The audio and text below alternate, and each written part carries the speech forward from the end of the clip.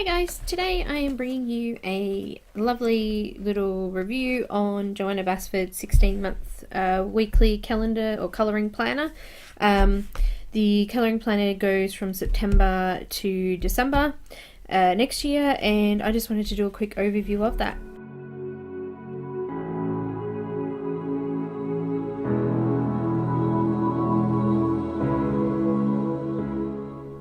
Okay, so as I said, I am doing the review on Johanna Basford's planner here. So I actually got this in the mail about a month ago when it first came out. I've just had a chance to really have a play in it. So I just wanted to show you a couple of things inside it and what's actually in it. So it's actually really pretty. It's made really well. The front cover's beautiful. As you go into there, you've got your spiral binding as well.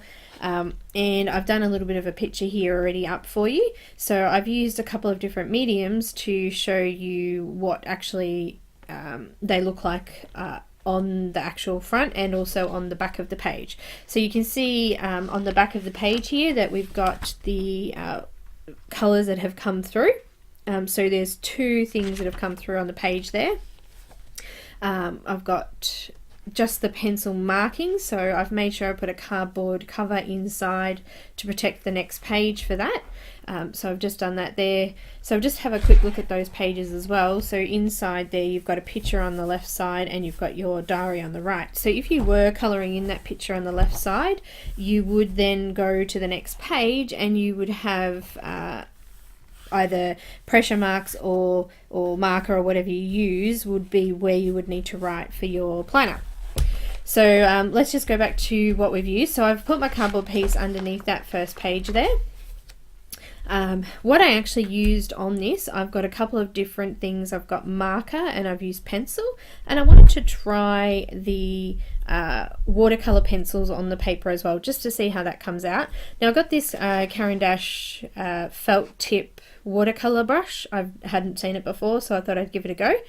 So I'm going to use the Faber-Castell watercolor pencils for this, just to show you how it works out. I'm sorry about the bumping there on the camera. Every time I move my desk, the camera shakes a little bit. So I'm just grabbing out my watercolor pencils here now for you. So the markers, they were really hard to use on the paper. I used Copic markers, but they don't blend, so they were really difficult. And the other pencils I've used is just Faber-Castell Polychromos and also some Prismacolors there. So I'm going to use some watercolor. I was going to use both the Faber-Castell watercolor and the Inktense.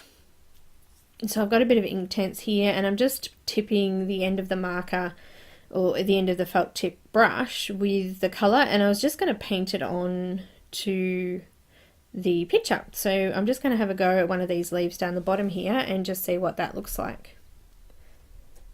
So it looks to go on okay. I can already see the paper already pulling up though, so the felt tip is actually ripping the paper. So I'm just trying to be really gentle here, but it's definitely indenting the paper as I go.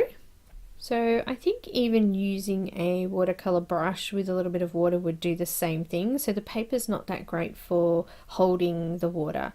So with watercolor, it is pulling that up. With the markers though, it didn't actually pull up the paper, so that's probably something good too. You probably could go ahead with markers, but you will have that bleed through on the other side. So I'm just going to try a little bit of teal green on that now.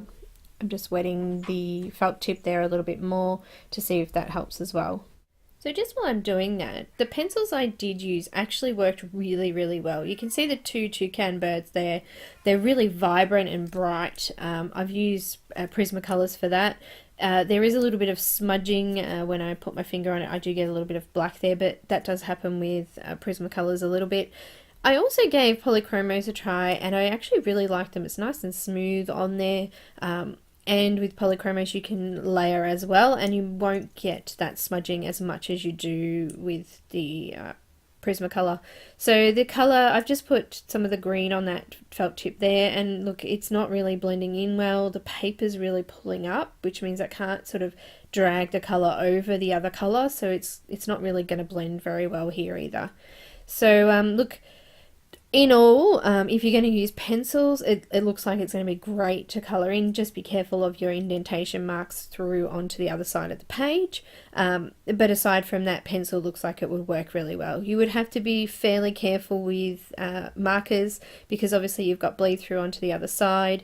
And also too, if you want to use the diary as a diary, you have got to then find something that will go over the top of whatever is on the other side of the page too. So I'm just going to give it a try, I think, with drawing it on and see if I can just pull the colour out.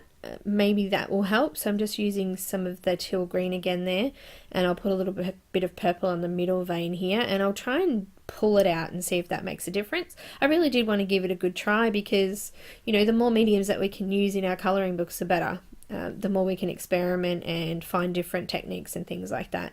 So I'm just going to give it a go now with the felt tip. I just noticed too on the felt tip there was a little bit of paper on the end of it, so I've had to pull that off. So it is just gently pulling the paper apart. So I think if I went over and over it, it's going to end up with a great big hole in the page.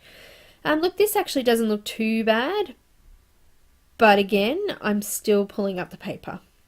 So unfortunately, I'm just using really, really light pressure here, and it's still doing it. So I will perhaps give it a try with the brush later on, but I'm pretty certain that water's just not meant for this page. Or this page is not meant for water.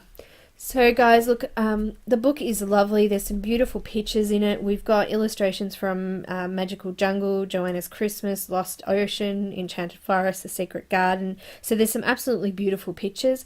Look, I think my only thing with this particular book is that the images are so tiny. It took me ages to colour in those toucans because it's such tiny little details.